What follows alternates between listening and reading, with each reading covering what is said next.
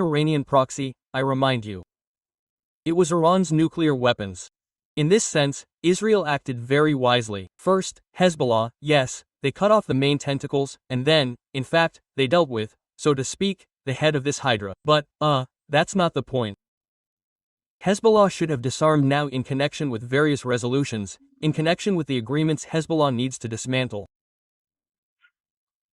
Well, then Hezbollah suddenly discovered, that is, sexual characteristics, which it did not tear off during Operation Pager, and said that no, we will not disarm even at the cost of confrontation with the Lebanese government. Even at the cost of confrontation with the Lebanese army. And the Lebanese government, I must say, is now behaving very decisively towards Hezbollah. They used to give it a real hoot, but not now. Now everything is fine. Now, since Hezbollah is very much weakened, Hezbollah is literally a pale shadow of the Hezbollah that existed before October 7th, so to speak, and more precisely even before September of last year, until Israel took it seriously.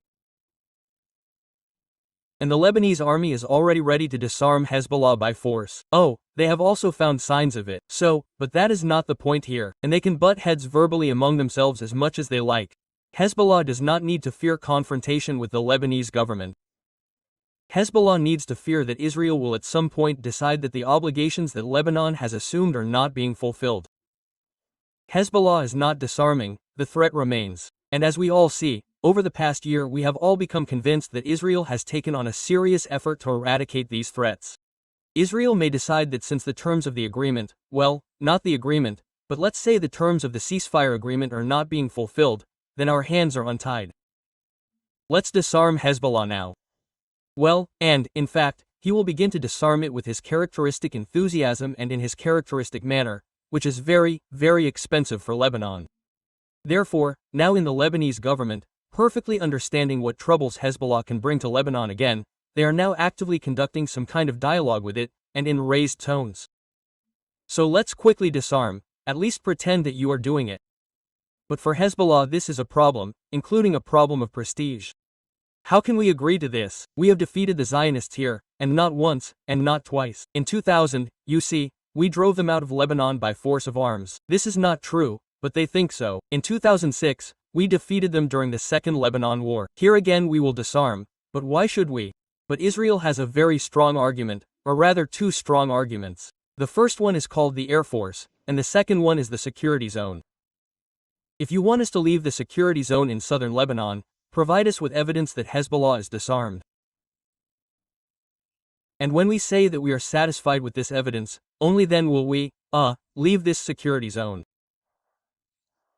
In general, it must be said that the Israeli leadership in this case is demonstrating a very decisive approach to solving problems.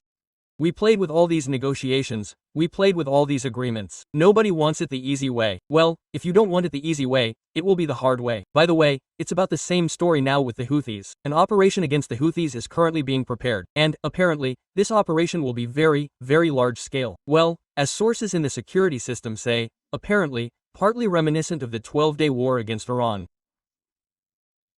That is, massive bombing of various targets, including infrastructure facilities. We have such an unusual incident in the army. They found a malfunction in 3 aircraft, but they were drones. I mean those big drones, serious ones, the long-range ones that worked over Iran, among other things. They found malfunctions in 3 drones, which could have led to their loss. This is an expensive, very expensive product. They started to look into it. It turned out that something had been deliberately disabled in these drones. Some manipulations had been performed with them, which could have led to their breakdown and loss, respectively.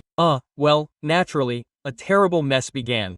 All this happened in the squadron of unmanned aerial vehicles at the Palmohim base.